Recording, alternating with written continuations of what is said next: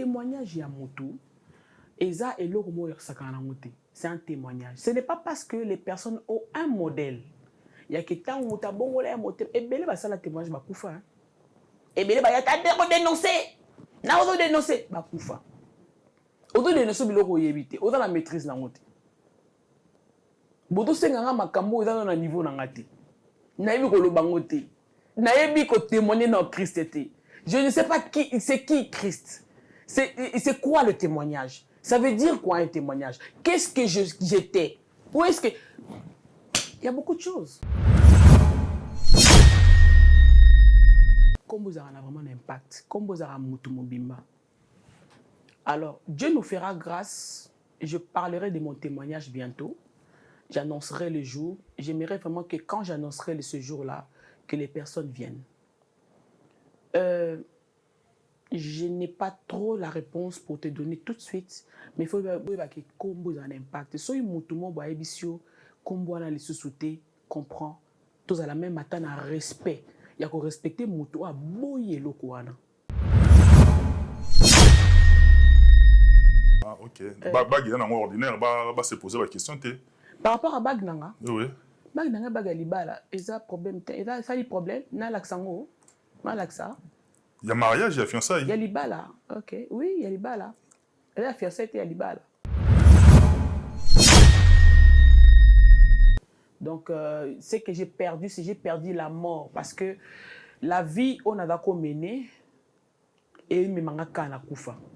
C'est pour ça que je m'explique pour les personnes qui ne comprennent pas. Vie, on a d'accord mené et donc me mangaka na kufa. Et me manga tout droit tina kufa na zana yesute. Et là, il y a de temps à autre, au yoka ancienne chanson. Tout ça sincère. Hein? Non, occasionné. Non. Et il n'y a même pas na playlist là. Bonjour, moi quand on comme ma passe, na do lukanze mo nanga bima Instagram, so na beti ko mo na ba bakalebi na bi Seigneur, o combat ni ba combattre vie nanga, o combattre chrétienté nanga boy. Na tuni bon parce que nzembo za œuvre d'esprit. Nzembo za œuvre d'esprit, mais lelo c'est il faut nzembo nyoso yo yemba ba dividende nango ezongela yo en termes de droits, ozwango ou bien oboya. Na olia. Nalia, pour na ça qui est sport. Na studio yemba ouais, mi babe. Na olia. Ngolu nayo elukingai moto amasumu nazalaki nakati ya mubange ya molili oye Yesu pe ozwingai nini na pesa na nzamboyo kakalo yembwe matina motema pona koloba zwano nyonso zwa bomoi na ngai pe motema na ngai. Ngolu na yo eponaka moto te osalaka yango na nyolingi na tango olingi na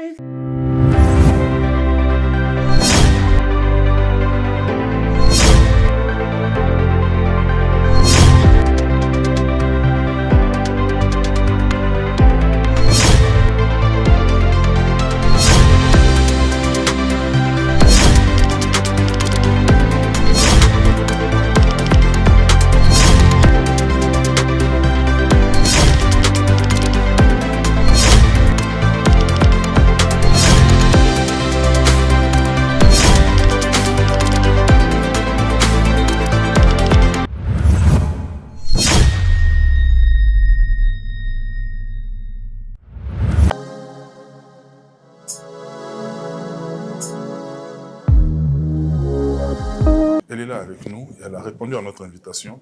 Elle, on l'appelle la sœur Maria. Bonjour et bienvenue. Et puis bonne année en même temps parce que janvier, oh, bonne année, bonne année. Yeah, bonne année en tout cas. Merci beaucoup Matopé. Bon, Matopé, j'aime bien. Donc, ouais, merci beaucoup en tout cas pour l'invitation. Merci beaucoup à l'équipe. Merci beaucoup à Michel Combé. Et merci à toute l'équipe derrière, vraiment. Merci à toutes les personnes qui sont disposées. pour nous suivre et nous remercions aussi la présence du Saint-Esprit qui est là. Bon, on a quand même d'entrée de jeu, comment te portes-tu? Parce qu'il y a un moment bien important en tout cas. En tout cas, quand nous moni, je suis très bien, je vais bien, tout va bien. Par la grâce de Dieu, en tout cas, tout va bien. Tout va bien par la grâce de Dieu. Présence n'a aucun candidat dans mon yobo. Et ça, il va te oublier plaisir. Par là, je voudrais, d'entrée de jeu comme ça, dans la SOTP, bonne et heureuse année 2026, dans Moutoumorope. Et Moutoumoro bien, en tout cas, pour Nangaï, Diesel à London City. Oh, et adieu. Bonne année à Papi Zola, bonne année à tout le monde là-bas. Il y a qui, quand je vais là-bas à l'agence, je trouve qui? Patrick Sivi, Orly, qui encore je trouve là-bas. Beaucoup de personnes en tout cas. En tout cas, merci beaucoup pour votre soutien énorme, vraiment. Et voilà. Agence nanga place na kenda otinda bloro nanga et komara so na tindi lelo lobi bakuna na chassa bazui agence là-bas au 31 rue Marcadet à Paris. Yeah. T'es le roi de la mission là-bas, bonne année. Tout ça, on amuse bouche, tout ça là, tout banana nous calmement parce que tu es au côté de zone de turbulence. En tout cas, moi, d'abord à Batouté. Mais ça, c'est ma famille. Vraiment la famille. Vraiment, c'est vraiment la famille. Et tout le temps, quand je suis à Paris, je vais à Paris. C'est là-bas que je vais à l'agence pour envoyer, recevoir et puis pour faire un tour. Et voilà, c'est vraiment la famille pour moi. Et on a famille, on a peu dans la famille. Et belé, bah tout belé, bah autant la biso, bah on a plaisir. On a Yaromona, sœur Maria Léo, tout ça, Lélo, parce que Maramorlo, bah vraiment Ezali, à mon ami et frère VK Tatouka Lala, où est tout. Tatouka Lala, les lois années causantes. Tatouka Lala, bonne année na yo. Et puis bonne année na yo, puis fiston Manissa, grand garçon, grand monsieur, grand type, chef. Bonne année na yo place au Talangaï, Anel Kabafoset, Boza, tellement ébélé, porte de la chapelle, Jimmy Chimanga, Motomoko plus que bien. Et puis au couple Uni Chiban, c'est la fleur du jour, il y a commandant Esso, Batala Rabisson de Belgique, na Alost, sœur Maria, tout ça na Lelo, sœur Maria. L'autre est nostalgique mingité parce que marambo vraiment au loba par rapport à l'actualité zali bah projet pays tout le monde a déjà des marambo qui est bien mais Lelo qu'est-ce qui fait que beaucoup ont du mal à dissocier sœur Maria na MG30? Qu'est-ce qui fait cela? Bah c'est le temps. Il faut laisser le temps aux gens de prendre ça a été brusque hein? Le Seigneur l'a fait tellement vite. Sœur Maria baptême, mbala moko akomi oyembela nzambe mbala moko akomi pe osaba live moi je comprends les personnes qui sont encore dans l'ancienne personne. Je comprends parce que la Bible dit que si quelqu'un est en Christ, est une nouvelle créature, il est devenu une nouvelle créature, mais les personnes, il faut leur donner le temps parce que et donc, il y a deux parties. Si quelqu'un est en Christ, après il est devenu. Donc, tu as commis à Christ et puis a commis. Donc, tu vas dire qu'il a commis à Christ. Parce que beaucoup de personnes aussi, comme en Christ, mais ils sont encore dans les choses mélangées en fait. Mais en tout cas, par la grâce de Dieu, pour moi, c'est différent un tout petit peu parce que je veux vraiment que mes deux pieds soient dans le Seigneur. Et il fait de moi cette nouvelle créature par sa grâce. Et te belé bazou munango impossible, c'est pas possible. C'est le temps parce que tout le monde ne va pas accepter tout de suite ta conversion, ton changement. Et surtout nous les Africains, particulièrement les Congolais, on a du mal avec la différence. So mutumoro va faire les logo un peu comment je peux dire ça, état différent que au batumsu basala batozana du mal ya kuzwango. Donc il faut beaucoup de temps ti batba misana. Et voilà. Mais vraiment, moi je bénis le Seigneur parce qu'il y a beaucoup de personnes, mais c'est déjà la preuve, tous les matins de 5h à 6h, nous sommes en ligne pour la prière, de 6h30 à 6h, sur Instagram, nous sommes en ligne pour la prière et beaucoup de personnes sont là et le Seigneur nous fait beaucoup de bien. Mais Lélo quand même, si on tire rétroviseur, on t'a quand même ici qu'on uti musika, parcours pesa karana no molai, mais si on t'a na rétroviseur na yo, qu'est-ce que tu t'es dit? Tu t'es dit Romelaki na mabe, et que Lélo au commis purifié, au commis une nouvelle créature, ou bien il y a encore du chemin à parcourir? Oh, il y a du chemin à parcourir avec le Seigneur, c'est doucement qu'on y va. Et on suit son mouvement, le mouvement du Saint-Esprit. Mais quand je regarde un tout petit peu, j'aime pas regarder en arrière, hein, parce que la Bible ne nous demande pas cela. Parfois, ça nous sert de sujet des prières aussi. Mais quand je regarde, quand j'essaye, comme nous, de regarder en arrière, je me dis, je faisais quoi là-bas, quoi? Je faisais quoi quand j'étais là? Je me dis, j'aurais dû... parce que elenga Yesu ezangi ekokani te. Il n'y a pas quelque chose qui ressemble à ça. Donc, il faut vraiment vivre Christ en toi. Il faut vraiment il faut vraiment pour comprendre en fait ce que je suis en train de dire. Si tu n'as pas la révélation, si Christ n'a pas impacté ta vie, tu ne pourras pas dire que le monde est dans ma baie. En fait. Et là, je suis en train de vivre le bienfait de Christ, le bienfait d'être dans le Seigneur. Je me dis, mais ce que je suis en train de vivre là maintenant, j'aurais dû vivre ça depuis longtemps. Je faisais quoi? Mais tout concourt au bien de ceux qui aiment Dieu. Dieu a voulu servir de ça pour qu'aujourd'hui, dans un témoignage, les solos par bêta.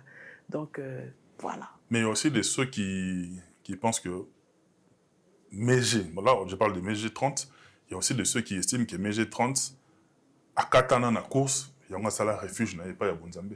Té, n'a kata ki course wana. Ok. Nazaki na course na mototé, yepe azaki na course na mototé, ado sa nzela na ye. Mais batunde ba kota rabi kota. Omoni, yaki course na mototé, nzambe nda kata ki yango parce que comment il a besoin nanga. Ok. Il faut que par sa grâce, génération nange bika, par sa grâce, il faut que Batuba yo kanga ipena loba, que yé soazana bomoi. Par sa grâce, il fallait que Batuba mona pe changement nanga parce que Dieu parle tantôt d'une manière, tantôt d'une autre. Je ne cesserai de le dire. Chaque personne qui m'a connu dans mon ancienne vie et qu'aujourd'hui a moni pe une nouvelle vie nanga, ce que kutani nanga, ça veut dire que tangone koki. Il fallait pas non. Le fait, par exemple, quand je me suis vu avec Michel Combé, la façon dont on parlait avant, ce n'est plus la façon dont on parle maintenant. C'est vrai que quand j'ai parlé, je lui avais dit, Michel, motivateur. Motivateur, c'est lui. Hein? Et on a dit, c'est il faudra qu'il y ait la caméra pour live. Michel, je te salue. Donc, ce n'est plus... Nathan, avant la droite, il y a erreur, il y a olobake, ce qui est soyez l'élu. Olobate que yesu ya mona été. Na yokarité na dose la tonanga. Mais nzamba olobano mais tano ekoka ki tango mona sermeur ya yaki parce que oyebaki na mokili tana yo yango wana avec témoignage. Parce que au moni na bo jeunesse na ye a tiki a landingai. Donc tano yango wana. Donc voilà, je ne sais pas si j'ai répondu. Dois répondre na yo ma sœur Maria. Depuis au bandi, bon, je sais pas, je connais tout ça, ça sali constat, vous êtes droitière, toi gauchère. Eh, vous pouvez droitière. Vous êtes droitière. Depuis au bandi, non, on a pas bougé à gauche. On a gauchère. Non. Ah, vous êtes non, en fait, c'est un caméraman, vanda. La Bible, beaucoup depuis au bandi, vous êtes à gauche. Est-ce que vous êtes sœur Maya, elle a bimisara à gauche, elle a gauchère ou bien qu'est-ce qui se passe? Non, parce que il y a un peu sous bague à fiançailles, quelque chose comme ça, non, même pas. Strict, donc profil normalement, mais ah, ok. Bague ordinaire, se poser la question. Par rapport à bague, oui. Bague nanga bague libala, ça problème, ça problème, na l'accent, malaxa. Il y a mariage, il y a fiançailles. Il y a libala, ok, oui, il y a libala. Il y a fiançailles, il y a libala. Oh, c'est mariage, bisso. Oh. Nous bénissons l'Éternel. Mais pourquoi l'équipe a bouc émissaire? Il faut que tu aies une question directement. Avant de commencer, on a fait une quelque part. Pour nous, depuis tout le monde gauche, nous avons besoin de non, non, non, il y a des choses là, non, il y a des tic. Et puis, c'est un fan d'aboué. Il y a des choses qui sont mal. Christ Ndongala, moi, le pasteur. Ah, c'est Maria Nabiso. En tout cas, Nzamba Kabaka. Bon, c'était juste ça, une parenthèse, mon poteau, bonne ambiance. Mais au perdre déjà Nini, parce que c'est pas facile, de là qu'on se convertir, qu'on a en colo, par rapport à notoriété, célébrité, et même matériellement. Belé, ceux qui déjà, Nzamba brisé au père de Belé. Mais des yomoko au père de l'eau. Bon, pour être brève, n'a perdre Koufa, n'a gagné vie. Parce que Kozalana, Bibelobi, à quoi sert à un homme de gagner le monde et de perdre sa vie? Donc, le monde n'a ma kamlangwa mokili. Bon, quand on dit le monde, beaucoup de personnes disent que nous sommes dans le monde, ok. Mais quand on dit le monde, c'est tout ce qui est un peu tout ce que l'ennemi peut proposer, tout ce qui est en fait nous sommes dans ce monde mais nous ne sommes pas de ce monde parce que nous dépendons du ciel. Ça veut dire que nous dépendons de la personne que moi j'ai reçue dans ma vie. Je dépends du Saint-Esprit. Je dépends de Dieu. Ce que le Seigneur me dit de faire, ça sera le contraire que ce que le monde propose. Quand le Seigneur me dit va à gauche, j'irai à gauche. Mais tout le monde est en train de partir à droite. Donc, du coup, je serai incompris. Raison pour laquelle on dit, vraiment, tant on te donne à Mokili, tu marches selon tes convoitises. Tu marches selon comment est-ce que le monde est d'Otindayo. Tu marches selon tes pulsions. Tu marches selon Internet, selon les amis. Mais moi, par la grâce de Dieu, j'ai gagné Christ et Christ me conduit selon lui. Maria, tu seras chez Matopé. Si le Saint-Esprit m'avait dit tu n'iras pas là-bas, j'allais m'excuser, je n'allais pas venir. Vous consultez qui quand même? Bien sûr. Bien sûr, parce que quand on était en train de faire notre plan promo, le Seigneur nous a orientés aussi ici. Mais en fait, moi, c'était... je ne pensais pas que c'était Michel qui était... donc quand je l'ai vu, je dis ok, c'est bon. Moi, même je lui ai dit je viendrai chez Matopé. Parce que le Saint-Esprit nous a orientés comme ça. Donc voilà, tout là où on ne m'a pas dit d'y aller, je n'irai pas. Donc ce que j'ai perdu, c'est j'ai perdu la mort. Parce que la vie, on a d'accord mené et me mangaka na kufa. C'est pour ça que je m'explique pour les personnes qui ne comprennent pas. Vie, on a d'accord mené et donc me mangaka na kufa. Et me manga tout droit tina kufa na zana yesute. Pourquoi? Parce que l'ennemi aussi voit. Aeba ke mutoyo a mutu na ngati. Mutoyo nazana e oyo ava mutu na ngati. Akosuka neka pa kosa elanzambe parce que nous voyons ici aujourd'hui, même moi la vie, j'ai gagné Christ, j'ai perdu la mort. J'ai perdu tout ce qui pouvait me attends dans la voiture et comme mon accident. Donc je pense que yo na batwala na biso. Mais est-ce que est arrivé là, parce que Bisso Tosa a toujours dissocié, hein, toujours parlé de manière survolée, les MG30, mais Tosa Mingi na sœur Maria, mais est-ce que est arrivé là, MG30, de faire quelque chose par rapport à l'ancienne vie, malgré la peur, mais souci, on a la notoriété, souci, on a le succès, bon, malgré que j'ai peur, mais non, ça, on peut ça, quand même. J'ai pas très bien compris. Est-ce qu'il est arrivé là, avec la peur, mais pour ça, tellement il y a une notoriété, malgré peur, mais non, signé locaux, au salaire, on peut quand même. Moi, je pense que Motunyoso, Tokoli, Nabomoto, même naturellement, pas spirituellement, naturellement, tu es ma bien malam. Tu es bien que Kosimba qui c'est ma bien. Kolinga moi c'est moto ta ma bien. Kolinga mobala mte ma bien. Tu es bien ou non? Koiba, ils ma bien. Le Kosambongo, ils ma bien. Tu es bien? Non, c'est ma bien. Tu es bien. Donc, automatiquement, quand tu veux faire ça, Moto a kendaka ke ça leloko sans réfléchir a mututi. Aza mututi. Mutu nyonso tout. Ata ne baya ya bazalaka ana mwa kedo na e na mwa mutu na e mo boye.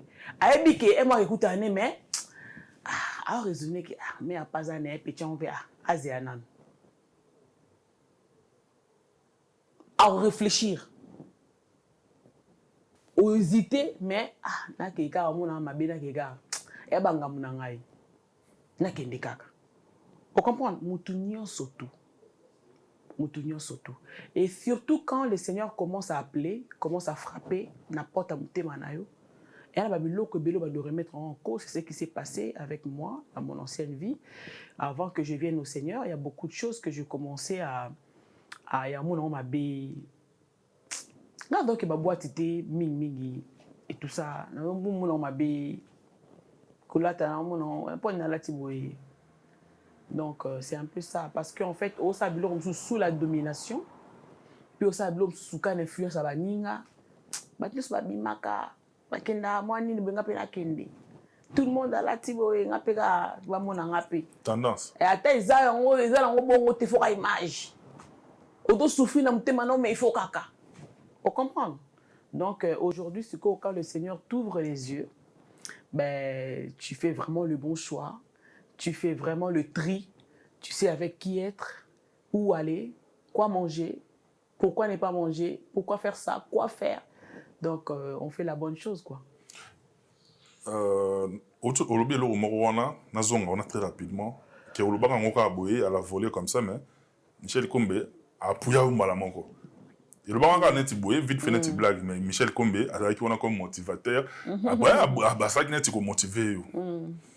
Oui, c'était une très bonne chose, mais tout le monde qu'ils ont été inspirés ou pas. Mais quand est-ce que, ou bien, qu'est-ce qui a vraiment fait que, au décida qui vraiment, ou bien, si vraiment, nazo bongo na motema, nazo bongo na nazo tika, nyonso derrière, tika mais j'ai 30 derrière moi. C'était quoi la vraie motivation?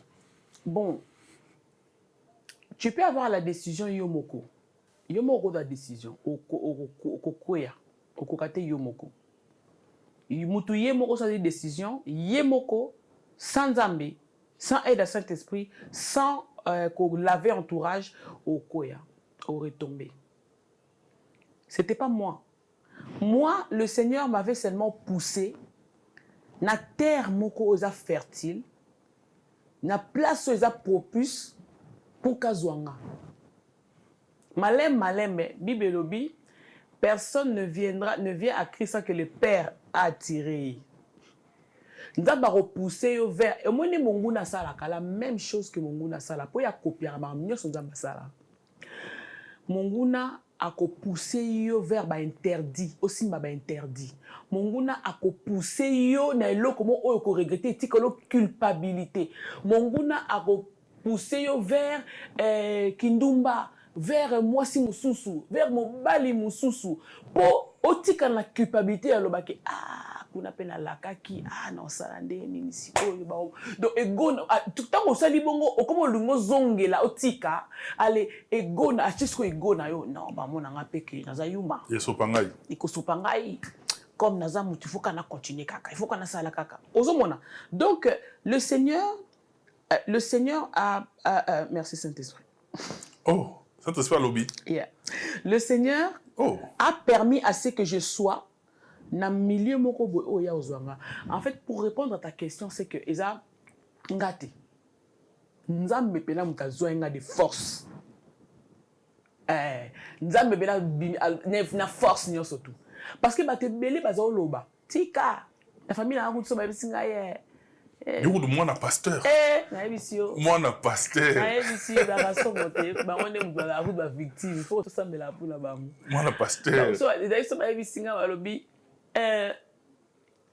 ndamba lobi tano ekoki boniko donga na sala satan boso benga na ko banda koloba na ko banda ko silika mais quand le temps de Dieu nzambe tanga beta ki kokoko na etanga yagi ozwaika mais c'est bien toutes ces personnes qui me parlaient toutes ces paroles que je recevais toutes les Et les paroles, na Facebook, na inbox et tout ça, et qui ba sémence. Et qui vraiment ba sémence. Donc pour te dire que appel à Nzambe tango yaka oyoka yoka no ango mais makasi ya décider yoko décider te. Donc okoki ko loba que tu veux le faire mais tu dois le faire avec Dieu. OK pendant la vulnérabilité na yoko loba Nzambe que je n'arrive pas na lingo sungangai ndeta na bando mena masanga na bando loba Nzambe lukulungula ngwa masanga ko mena melika kana.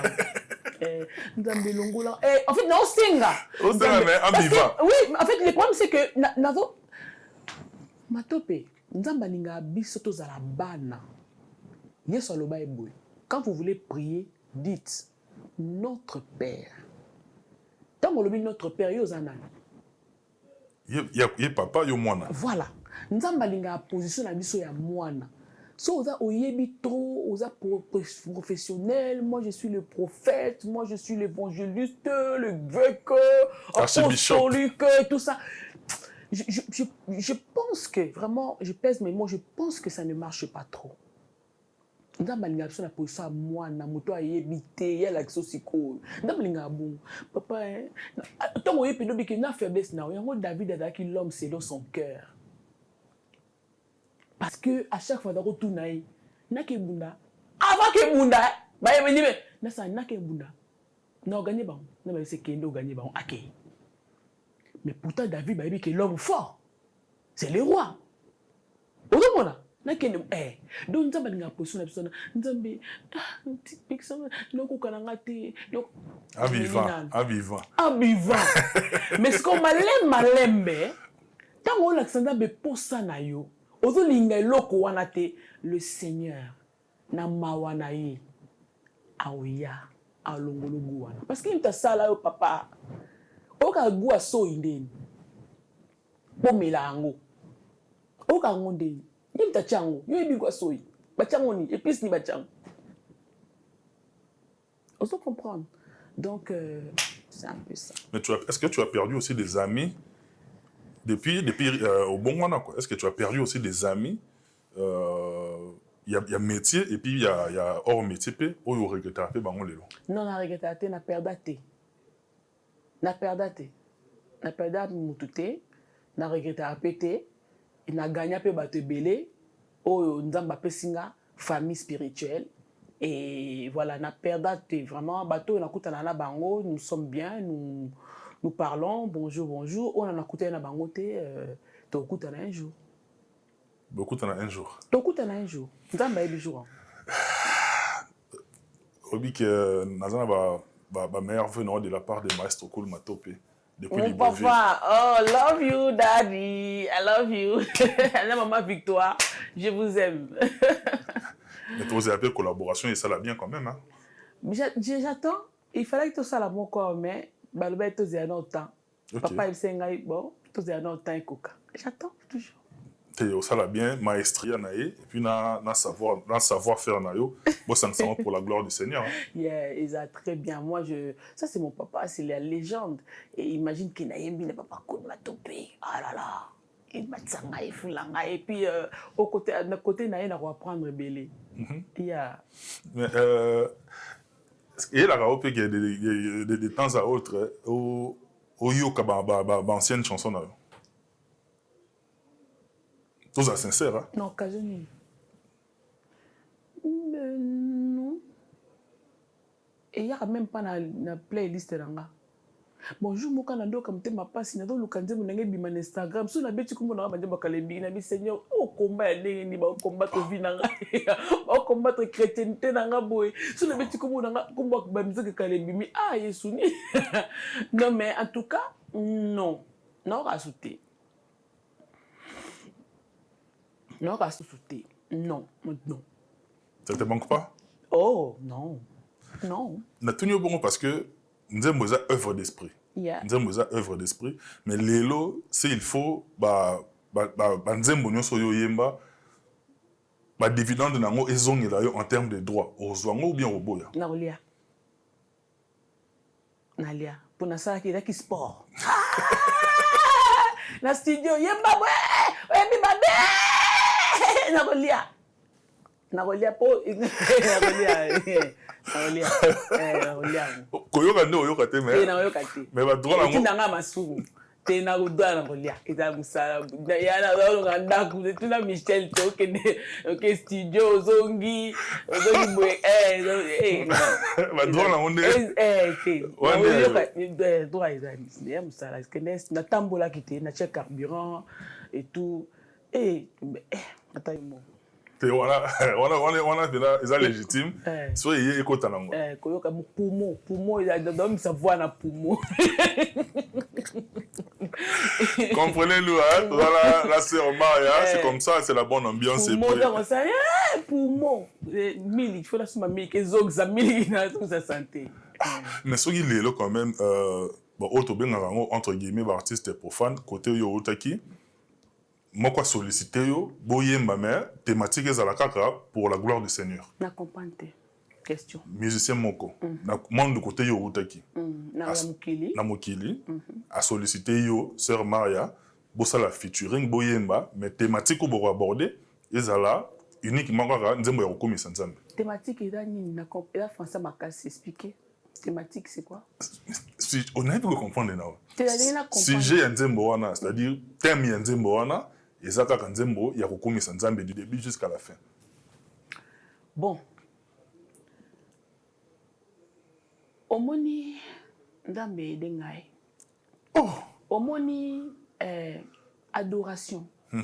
Louange eza motuye moko. Que tout ce qui respire. Oui, na niveau na si omoni siko eza niveau o mutata ya parvi. Eza niveau ya na kata lupango.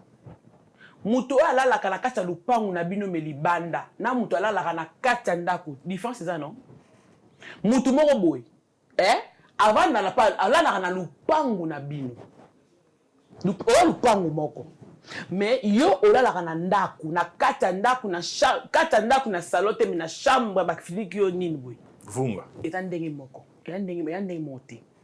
Vous devez comprendre que tout ce qui respire loue l'éternel n'est qu'à louer éternel. Alors ça, n'est featuring, mais il y a des gens qui nazali mutu humain.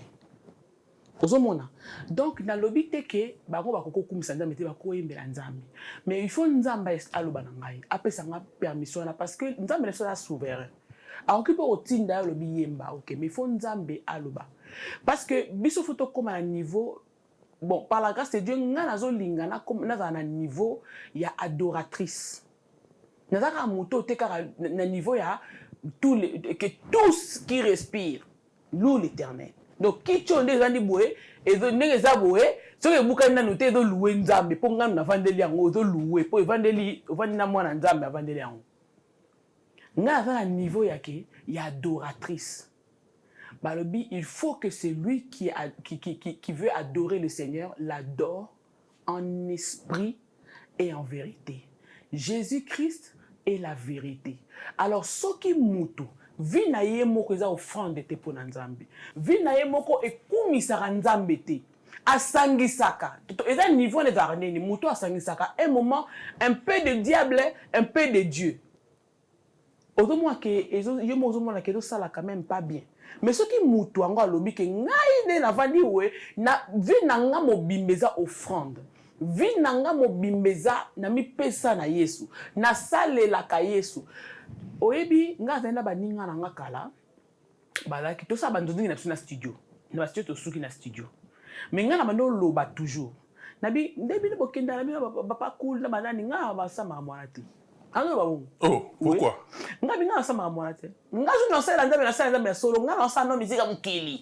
Je disais ça. Vous avez une conscience maintenant qui est dans ça. Oui. Parce que nazali na bomo nazali na moi kobanga wana parce que non mona makambo nzamba en fait non moi le connais maman nzamba za so ko comme petit bela en fait on dirait que non on a fini nzamba en fait. Na ye un peu non mélanger on a d'accord non mon avis na ngamo za ki propre te pona telema na za na podium mo bono ye manzembo nzambi au moins na daki bongo. Donc pour dire que nzamba lingi to salela ye to adorer ye na esprit et na vérité. Je vais dire quelque chose ma topé. Oyebi ba te belé lelo. tosakana na nzambe. Oh, nandeni. Nandenge ke okozala na yo osala nzambe oyembaka oteyaka osala évangélisation mais vie na yo moko na kati etopesa nzambe lokumu te. Ce n'est pas bien. Ce n'est pas bien. Il faut que tout ça na adoration na personne tout vie na biso moko to comme na niveau que mutatali yo kaka balobi Jésus Christ est vivant. To comme na niveau wana ya que muto atali yo avant la loba to na koti na vandika kobi que j'ai affaire à une chrétienne. Moi je veux ça. Je veux ça. Façon koloba, façon ko salela, façon je veux ça. Seigneur, aide-moi à être une Bible ouverte. Que batu batali vinanga, elieli nanga, etamboli nanga, esololi nanga, ekabeli nanga, esambeli nanga, balobi ke oyo mwana nzambe. Baye ba biso, baye ke o so bandeke batelemi, oyo bo différencier non. Mais ba wona so pasala zoazo. Otiena ekabeli. Oui, mais ekabeli ko. OK. Na ekabeli. Parce que Bible lobi liboko o à gauche te pesi ya dote bate. Yo so ko pesi ko ba bomoni mutu ana, ngana mna pesa kesi ngana lobaka olobiti. Olobi non. So pesi na gauche, OK ko ça la œuvre caricative. OK sunga ba orphelin, mais orphelin ba kokola non. Pona lipa na yo. Na mwa bikedi na yo na nguba na yo, OK pesa batu o filmer yango o tchekuna wana c'est quoi? C'est quoi? C'est quoi? Tu peux pas venir juste dire que j'ai mon association et tout ça. Bon, pourquoi faut les montrer comme ça? Ceux qui m'ont fait là, président à lobby. Tu l'exposes comme ça, pourquoi? Donc, le Seigneur, je ne suis pas la plus sainte, la plus parfaite, ou la plus... Non, je suis juste en train de vouloir c'est que nous tendons, que nous soupirons après la sainteté, la sanctification, la profondeur de Dieu, en fait. Je soupire après les... comment je peux dire? Yako tchanzambe, malobanzambe na pratique. Que Bible est à la réelle pour Nabiso. Tout tcha malobanzambe na nini. Nga loba toujours na baninga na musu bada pasteur na bi omoni bino. So bo sali bo tala passage au mutu ezo condamné yo. Yo le cas déjà parti yo omoni verso yo le kanga na komi awa lelo. Yo le kango. Okoma na Apocalypse, yo bino bokoma na Daniel bo le kanga na komi a lelo. Bo sali la ngote. Nga va bere. So lo wi kamu, lo wi pesi verset nga ke Luka. Ozomona. Donc j'aime mon frère d'épaule, parfois on appelle ce verset m'habiter, mandali kolo. Bongo, bandali prophète, je te salue. Bandali kolo, faut autant passage là mobimba autant la ndambouté. Donc c'est vraiment et ça on m'a bêté, mais il faut orientation en Zambie. Oh, il faut orientation en Zambie. Nzambe soka e business nzamba ko tinda ope ko yemba na mutu ana poko benda e na obenda e pe na bozambe, mais il faut vraiment que nzamba zana ko se rassurer que nzamba zana parce que ça on a ndenge ka ke na yemba nanga ava moyembi ça va pas. Ba tu risques aussi ba benda pe bazongo sokuna. Mais au contraire, il influence non contre l'équipe ko benda. Influence à Saint-Esprit d'Akatnanga, ce n'est pas moi qui vis. C'est Christ qui vit en moi, c'est lui qui décide. Il faut qu'il me dise, va chanter avec telle personne. Va chanter avec telle personne. Il faut que Yenda décide. Parce que lui, il va me protéger, moi. Lui, il va savoir comment est-ce qu'il va attirer.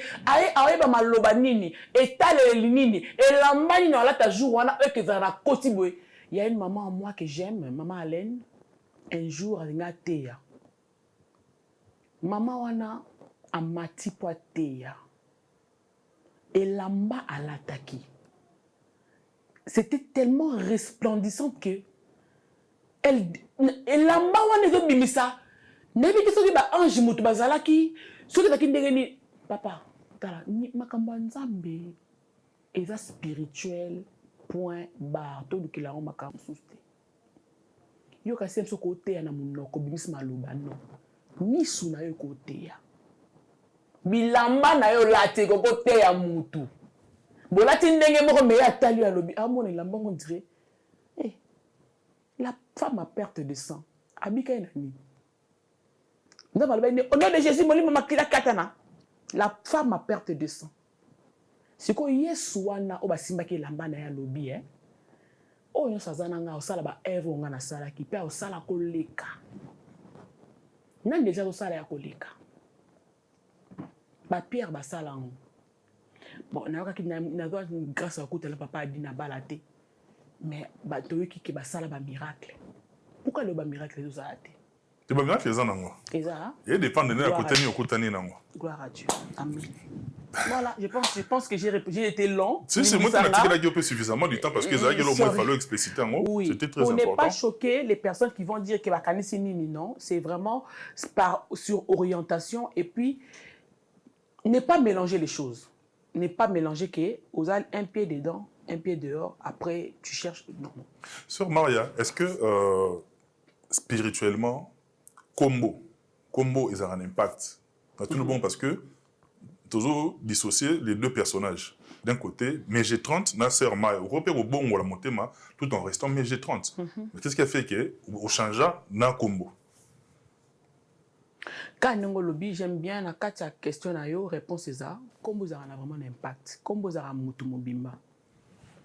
Alors, Dieu nous fera grâce. Je parlerai de mon témoignage bientôt. J'annoncerai le jour. J'aimerais vraiment que quand j'annoncerai ce jour-là, que les personnes viennent. Je n'ai pas trop la réponse pour te donner tout de suite, mais il faut que combo a un impact. Si vous avez un combo a les sous-soutés, comprend, tous à la même matin un respect.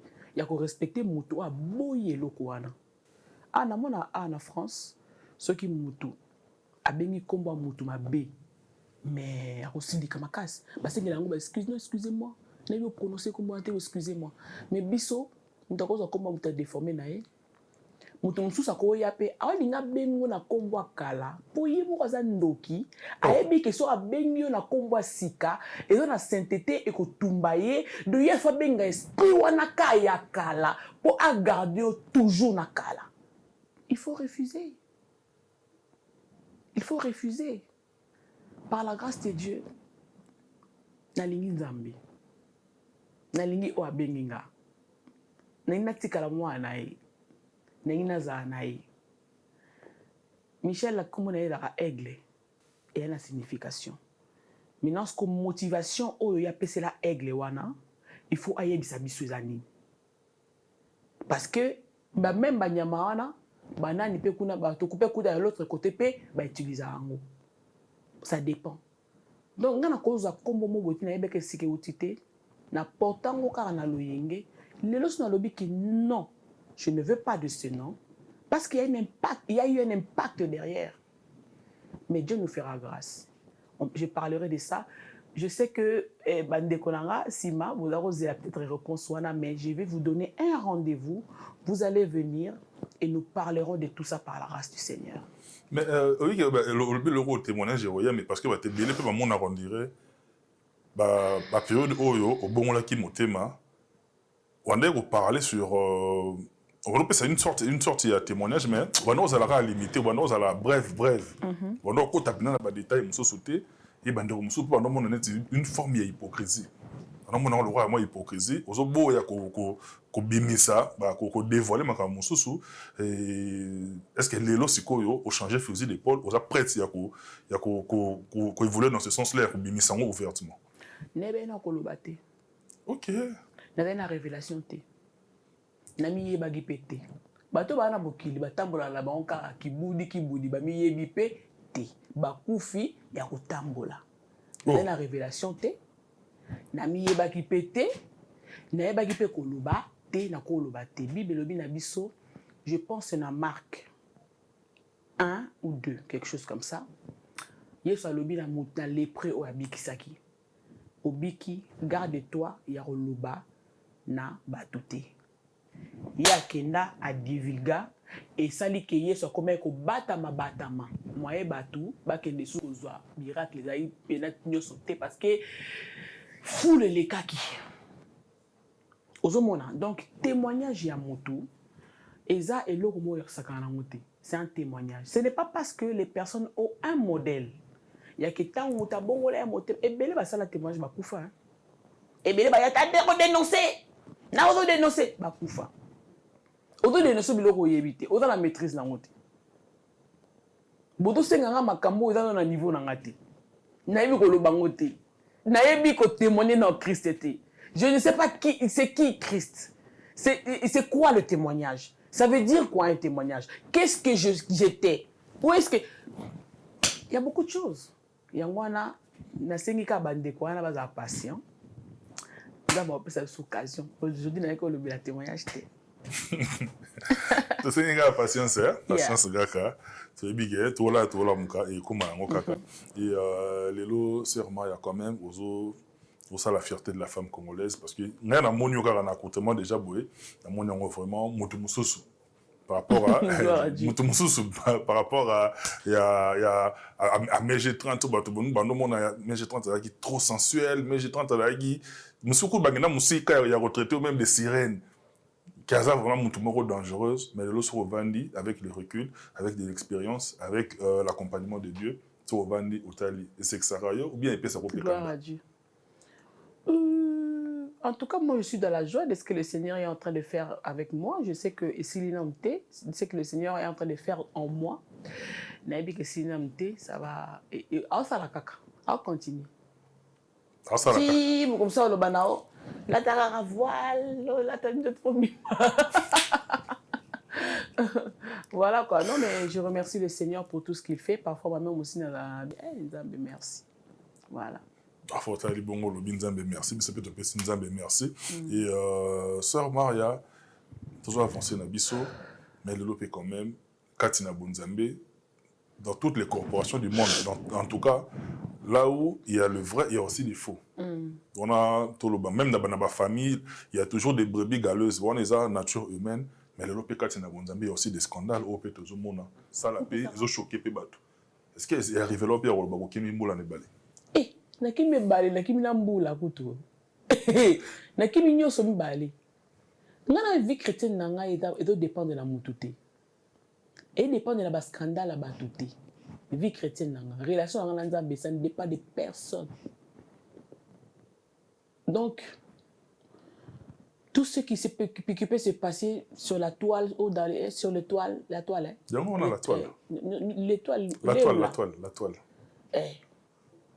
tout ce qui passe dans la toile, ça ne... Vraiment, ma relation avec le Seigneur, ça n'a pas de... Non, on a vivre na Yesu. Il faut dans la relation personnelle. La relation dépend de tes mutu. Na pasteur, na maman pasteur, la parent spirituel, on a un père spirituel. Si. Nana ba mentor. Nana ba to bazala o ba pesa nga conseil. O ba lo ba na pe ko sa boité na sali pété na bango. Mais vie chrétienne nanga dépend de na bango te po bango pe ba koko faillir. Ba bato non. Justement, tous appels bateau, mais quand tu n'as pas de BP, il faut chanter parce que vous avez un projet où ils vont voir le jour. Moi, faiblesse wana. Faiblesse ani. Faiblesse wana oyo. Bandeko mingi ya basi bakuta na nango aina projet mais omona ndeko moko boye alingi kaka amema ngo na monenge ya bolingo moko boye derrière la porte. Est-ce que okutani nango pe na bonzambe? Si so célibataire ndima kasi babali yoti mabe. So célibataire balingi. Te muso pas le pasteur, muso pas chanteur, là n'est pas marié mais alingi yo quand même. Ah avant marié alingi yo pe quand même. Aza païen. Avec mon nzambe te oh. Si on est célibataire et que des balingi au babali yoté, si on est marié comme ça les bon bibelo biboy bakoye babino na ba na misa na bino. Boye babino na misa na bino. Non mais comme je dis, ceux qui m'ont été célibataire à l'ingio au tel non, vous bien là il a problème tel mais ça pas célibataire pe azam marié, tout le monde en peur. Ba pasteur va marié, ba chanteur va marié, ba koyi pe na ba piège belé tout le monde en peur. Na lobé dernièrement na émission collègue Naomi Ge na Salaki na baki basala ntabi fo to bita bango kara. To beta bango kara na makam na bango. Parce que non kende ko tout me toucher à mes oins. Non kende sou non kende ko tout na te baza batulora biso. ozomona et puis nzamba lobi bible lobi toye baba to nyonso na misala na bango ngai so na moni acte moboy nakeka na bible Nathalie na ba fruit de l'esprit que dit la parole et Nathalie na ba fruit de l'esprit ne so balobaka na ba 5 fruits wana balobaki ezate na bible azalia hors la loi hors la bible oda hors makambo déjà okuta na wono te yani il y a moto na nzambe moko pasteur to chantre mais et puis non c'est Maria en tout cas nzamba zo sala mais est-ce qu'on peut y prendre un verre quelque part te nakuta na moté en tout cas par la grâce de Dieu par la grâce de Dieu écoute te nakuta na moté moi qui le monde là bizarre parce que tout le monde encore quand le veut tout encourager à monter mais ça m'a rendu sala donc c'est quand même important tout parce que ça m'a peka na basa nzambe te ça m'a partout hein te ngana na yaki parce que ils a place aux les l'autre ya moi na tuna ki soki sokutani na ngote ke to beta bakambo basa nzambe kara mutna relation ni nzambe yo sala makambo malamu na mokibalo ba kipe ya yo kipe ya yo oui muto zo kamba bimili mo batu zo staba to maboko to kipe ote te ko kipe te ko kipe yo kipe relation na yo za na ngona nzambe parce que so kipe muto ko pengwa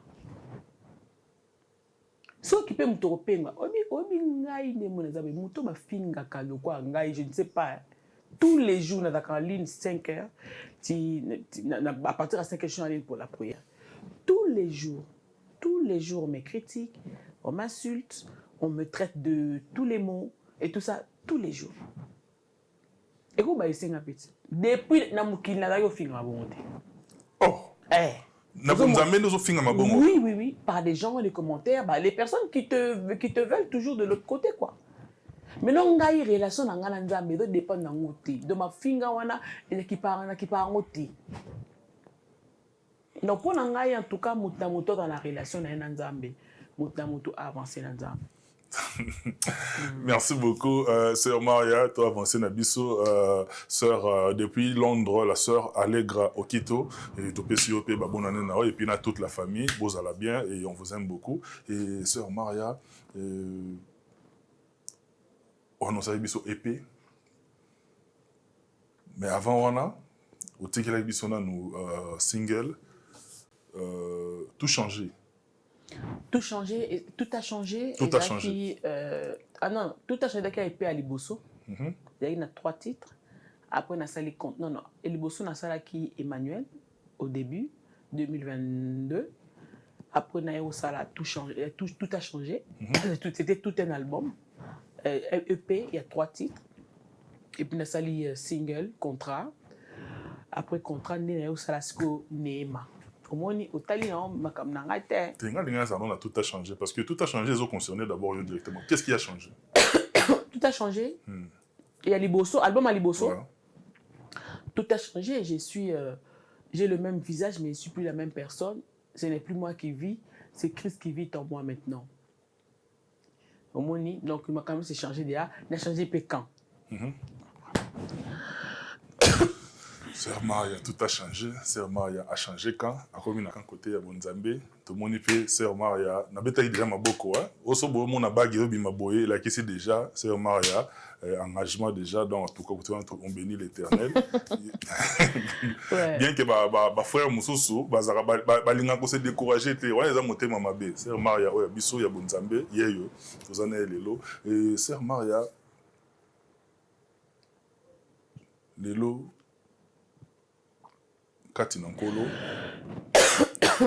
lelo kati na nkolo vous travaillez toujours parce que vous avez don vous en avez kati na yo on c'est quelque chose d'inné don on a vous en avez kati na lelo est-ce que oyamba mi malamu na sphère ya côté ya Bonzambe kaka na don no wana ya koyemba pour kuti pe bande ko bayemba baza ya basi pe ya mibali o bazalaka déjà bakumisa déjà nkolo na donc oyo za nango oyo uti nango côté uti nango est-ce que côté oyo oyamba mi malamu? Oui hein. Ça va sincère si ba ego ezati non bon bato bako changer te ponga na ye mutamta tikali ye ayambinga na ndenge na en tout cas déjà soki 2 ou 3 faire bayambinga bada pluriel et ça va Ça va en tout cas, et puis, dans mes pays, à Salinga place. Donc, il y a de la place pour tout le monde. Même pour ceux qui veulent venir, venez, il y a de la place. Donc, voilà. Ne pas vous rebondir, même pour celles qui veulent venir, il y a place, c'est ça. Au Bolobagi, sous 2026, c'est ça, année, il y a la reconversion, il y a ma casse. Parce qu'au Bolobagi, on est, souffle qui yo, Bolobagi na yo, to Saint-Esprit, à l'obélagio. Et ça, ma bongo, par la grâce de Dieu. Et ça, les mains. Tout le monde. Oh. Donc, parce que maintenant, nous côté, mais yo déjà, ozo signaler bien avant que année au 2026, tout le monde là-bas. Mais yo lingi bazaka kuna. C'est la question nga kolinga te. Nga na zaka na yo. Préféré ni na tunyo kas pardon na tika nga tuna mituna. D'accord. Bon tika nga tuna mituna. OK. Bon tuna nga kaso tuni nga nene. Non, parce que moi je pense que c'est comme ça. Par le Saint-Esprit en tout cas, je pense que le Seigneur va toucher beaucoup de vies. Le Seigneur va changer beaucoup de personnes. Le Seigneur va faire des miracles. Beaucoup de personnes vont venir à Christ. Et c'est mon souhait. Et je pense que le Saint-Esprit aussi qui est en moi travaille aussi par rapport à ça.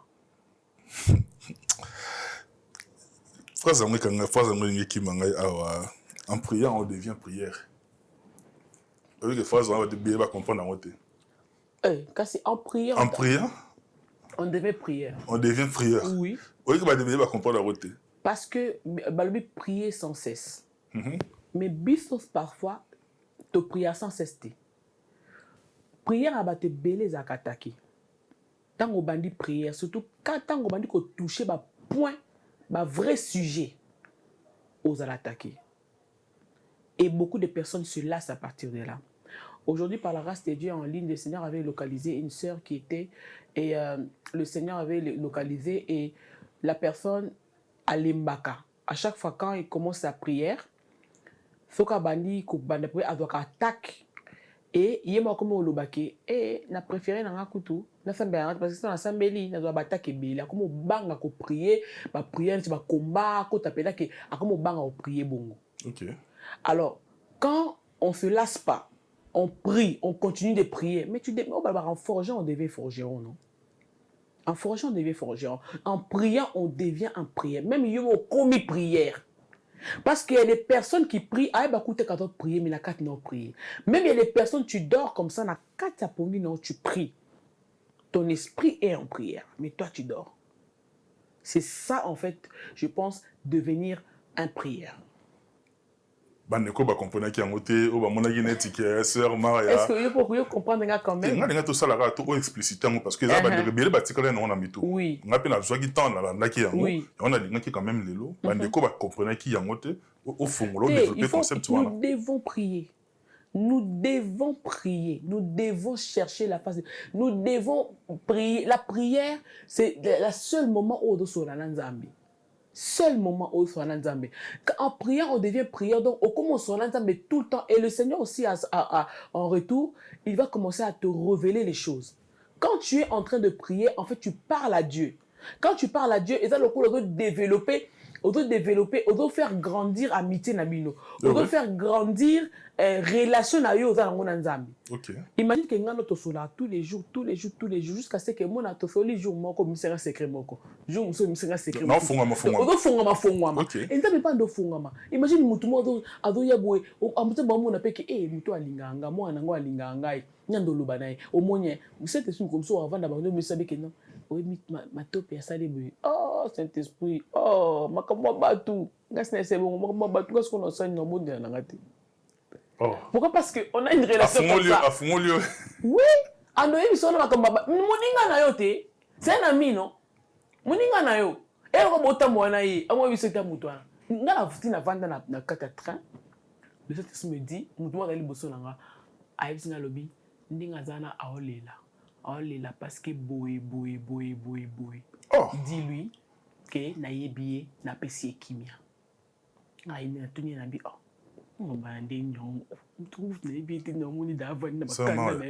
On est camp prophétique. En fait, OK. Le Seigneur m'utilise comme il veut. Nzamba utilise Nzambe parfois repère sa parole, Nzamba parfois repère ce lokoboé.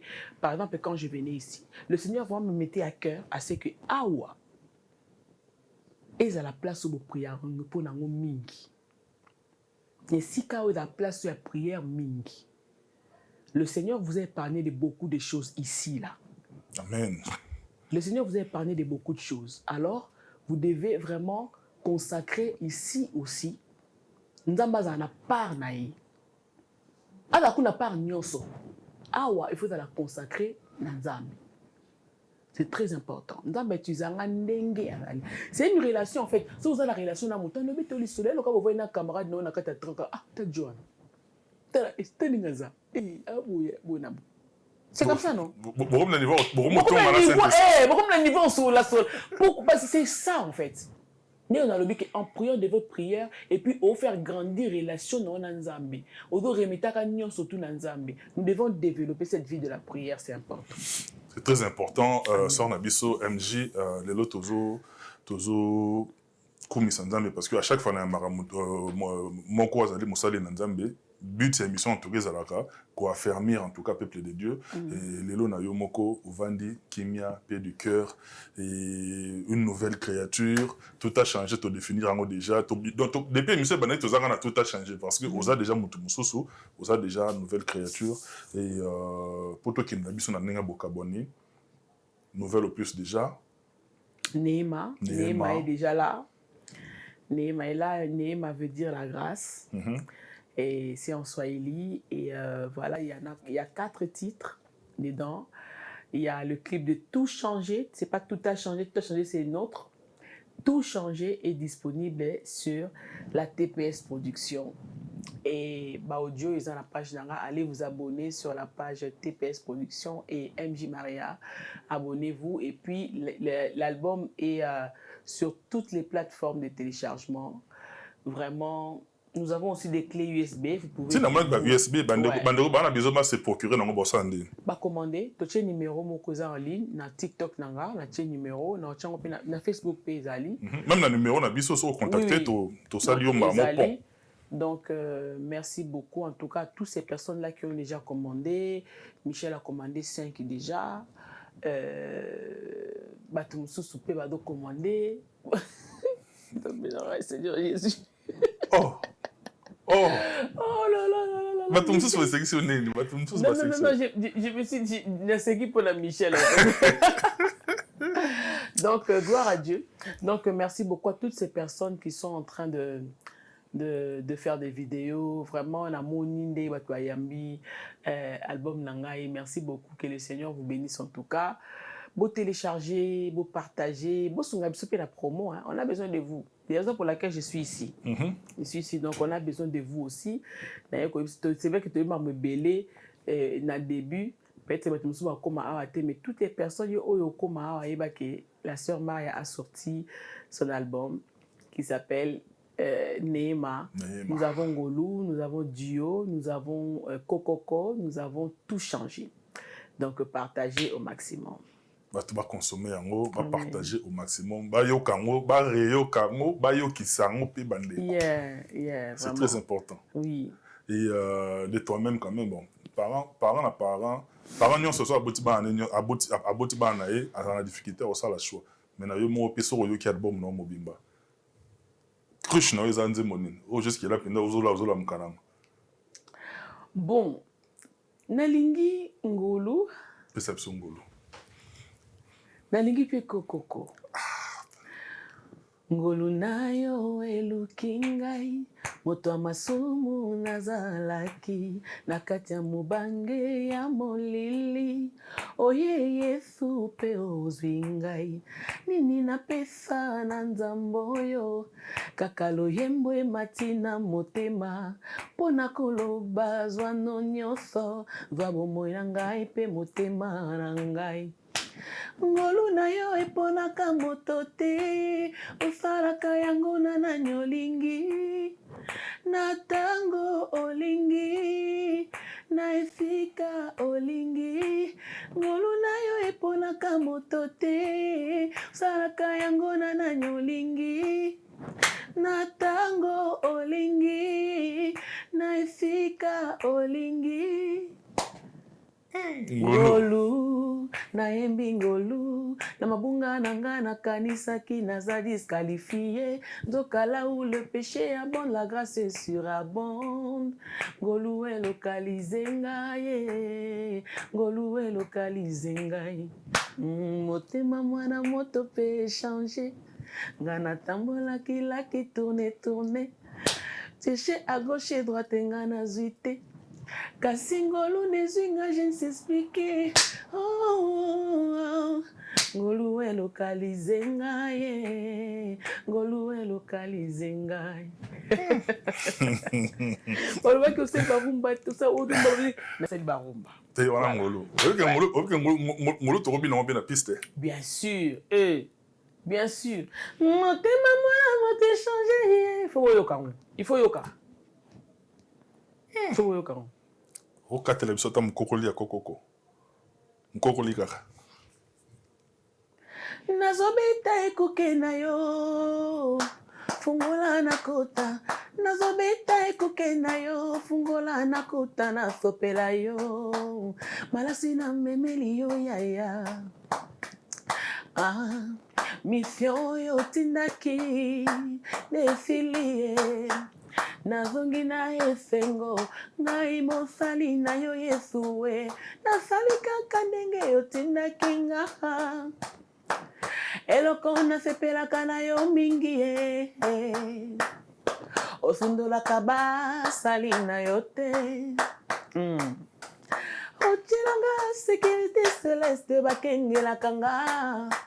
Poebi na kokutana na bakadi ya mpemba na nzela nyonso na koleka. Me nayebi na maloba na yo loba. Toute arme forgée contre moi sera sans effet. Jéhovah Sabaoth, Koko, Koko, Ya Yesue, Koko. Fungola na kota, ngayo yo liboso ekuke. Fungola na kota. Ya, nazongi na masa jolie. Fungola na kota. Nasopela yo malasi na memeli yo. Banda okotisanga na arme na yo. Nakoma misoga. Okomisanga soda ya mpiko na bangaka bitumba te. Olatisanga assurance moli, antibala molimo ezwaka masasi te. Présence nanga ekoma kobangisa koleka liduswa mondoki ye. Lelo lisusu na utiko bimana bitumba olongisi ngai. Yango nazongi na loyembo na monoko fungola na kota Donc allez-y, vous procurez de cet album à travers le numéro qui est affiché. Hein, comme la biso, Torochayo, Mamon, on a un numéro basé chargé à vente, il y a Opus Wana, vous consommez yango, Yoka yango, Reyoka yango, Yokisa yango, partagez et puis vous continuez à consommer yango, c'est la meilleure façon de soutenir l'œuvre de l'Éternel. Sœur Maria, peut-être que vous avez un ya bokaboni, bandeko batalio de partout les lots. Va retenir ni na passage na. Neema est disponible. Et voilà, les personnes qui ont dit que tu ne fais plus la rumba, c'est ton style, et c'est ça, c'est la rumba. Il y a des très très très belles rumbas. Allez écouter Ngolu, écouter Kokoko, écouter Dio, écouter Tout Changer. Non, j'aime beaucoup. C'est vrai que, bon, qu'elle fait la promo de son album. Si, mais c'est normal. On fait la promo. Je suis fan et je m'en vais déjà remercier la TPS Production. Je remercie Saloum Studio. Merci en tout cas, Maman Frida, Maman Prophétesse Frida. Merci beaucoup de croire en moi et que le Seigneur vraiment vous bénisse avec Papa Bienvenu. Elle avait dit, il faut que je fasse quelque chose pour toi, il faut que je travaille avec toi, il faut. Et quand elle disait cela, mais moi je me disais, ok, de mon côté je priais aussi, mais aujourd'hui le Seigneur a rendu possible et elle n'a pas eu tort de vouloir cela et vraiment résulté à bien. Merci beaucoup à Saloum Studio, merci beaucoup vraiment à toutes ces personnes. Merci beaucoup aussi à mon mari qui a cru, qui a autorisé, qui a prié pour moi, pour que ces choses vraiment aillent de l'avant. Merci à toutes ces personnes qui croient en moi. Merci beaucoup à toutes ces personnes qui ont soutenu. Et vraiment, il y a Diezola, il y a Papi. Merci à toutes ces personnes qui étaient derrière pour aussi apporter de leur soutien d'une manière, d'une autre. Toutes ces personnes qui m'ont habillée. J'ai oublié. Oh! C'est une perruque. Comment ça vient hier? J'ai oublié. Oh! Ah, c'est le cas. C'est le cas. Ah, passi. Bon, le temps où comment ça a été fait? Donc ça, bon. Bliss Air. Ok. Bliss Air. Et puis qui encore, Seigneur Jésus. Oh. Bon, en tout cas, je vous porte dans mon cœur. Est-ce que vous avez un message na chantre gospel oyo c'est pela na mongo na yo to si na biso mais peut-être bazo mon dirait au bon wana na no bien te ba na moi ba réserve oh mais mongo no ba koza pe na besoin na un message pour na bon balebi ke na bazala na posa na yo ba na posa ya voix na yo mais bazo mon dirait na au bon wani no pe na bien te on dirait na no kembi pe na bien te kati na bonzambe on a message pour na bango bazo attend. OK. Bazela na bango ba apprécier te Saint-Esprit soka convainc que bango te batika la ka bongo. Ceux qui Saint-Esprit convainc que bango malam. Bazo pena temps na bango, ceux qui non bazo convaincu te pas forcé te. OK. Message clair pour nous bon. Oui, c'est vraiment un message, prenez votre temps. Laissez le temps au temps parce que Dieu, vous savez, vous êtes des servants de Dieu. Dieu fait toutes choses bonnes à son temps. Ceux qui n'ont pas de conviction en athée, et nanyango eza na ntalobi bon te na tiba de manière générale hein eza moto particulier te eza bato ebele yo lobi na place ba on lobi bon te bon ni so bandime na nga généraliser na tangi komba moto particulier te et puis zo concerner moto te c'est que exact c'est que eza na ngote c'est que question ngo yena on kaka yo na côté msusu pour bango nyo surtout c'est des personnes qui croient en moi elles m'aiment beaucoup elles m'envoient des messages elles viennent like oh, vraiment on se like hein. Okay. Tout se like caca, on se commente. Dans 30 secondes, ça, moi, je m'en vite fait. Vas-y. Dans 30 secondes. C'est le bien en 5 penalty. Ok. Kumbora ya. Ce qu'on dit c'est émission 105 penalty. Attends moko. 5 penalty. Ça na tchega serre. Comme na rosenga var. Ok. Rosunga nangana bato botala biso. Moi, au moins quelques secondes, il y a sœur Nadège Mbouma. Dieu m'a dit à mingi ya maman Nadège eza amène-moi aux choses simples qui me montrent ta grandeur. Les cieux et la terre suffisent pour décrire toute ta splendeur. Ouvre mes yeux que je voie ton armée qui m'entoure. Et je cesse de croire à la taille des illusions que j'affronte la nuit, le jour. Tu es plus grand que le mot du dictionnaire, tellement grand que tout ce que tu fais ta taille, mon aîné.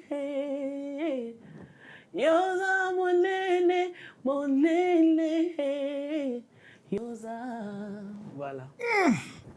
Deuxième penalty.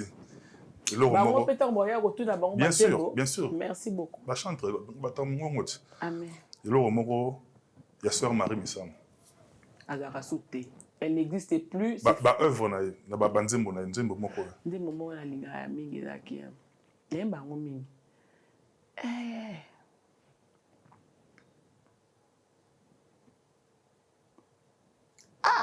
Non, tu es banzembo belé. Mais non ka on nga na yemba ka awa. Na banzembo belé, na ba reconnaissance na banzembo saison T, reconnaissance PT. Il y a une chanson que moi-même j'affectionne à Emba Kabone, mais t'as reconnaissance parce que pour nous gagner de temps. On sait quand été pour Nazana, Bibiliana Maboko, et c'est quand on s'en a coquine, comme on y na monoko, nangayo. Basali nzambe oyo baza kote ya biso tango nyonso oyebite nini oyo nzambe asalela bango po basalela kaire. Eh mouvement ozinga. Hangayo, nazali reconnaissante na nzambo yo. Makambo asalela ngai ya minene nzambo yo. Nauti na libulu ya masuwa bimisi ngai yo. Esika nazalaki ya liwa ya bimisi ngai yo. Mikolo na ngai ya kovivre komakende ya kota ngai. Pongi na ngai na butu kaka bandoto ya mabere. Nakopesa nga loboko moto na oya ye. Nakanisaki libota na ngai kosunga ngai pesaki nga mokongo. Nasimbaki moto na kolela ye.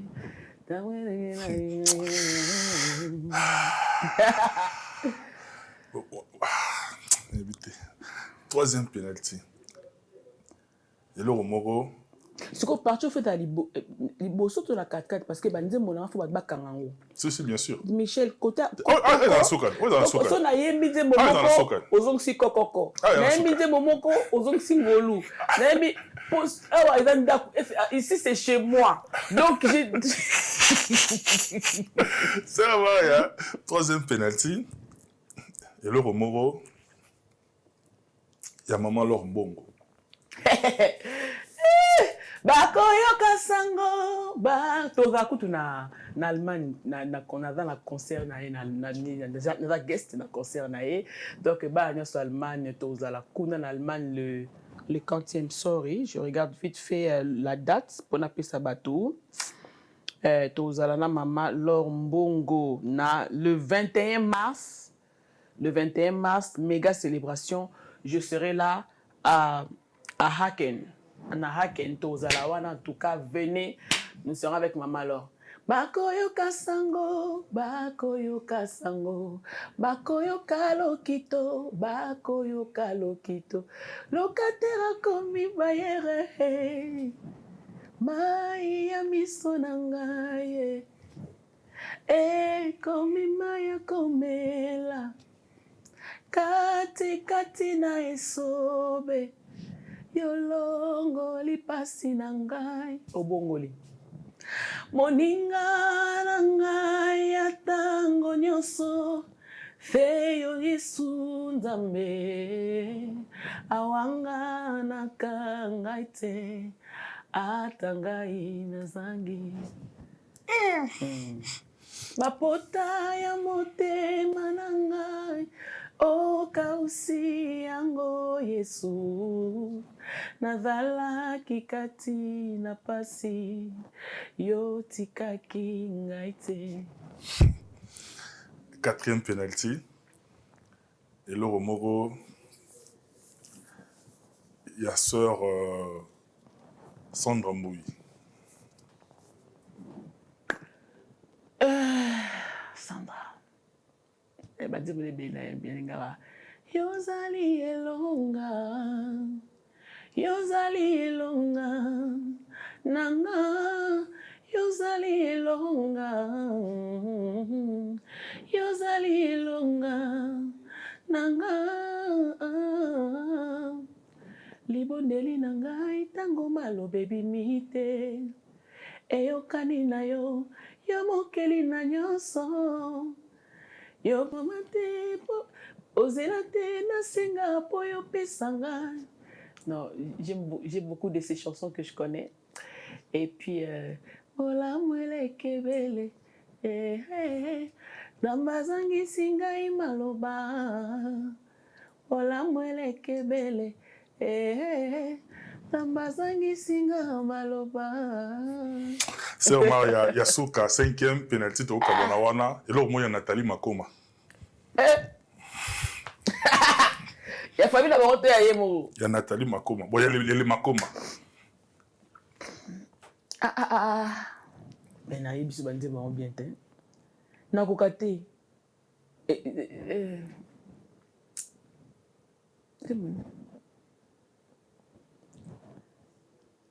Yozali mwinda na bomo.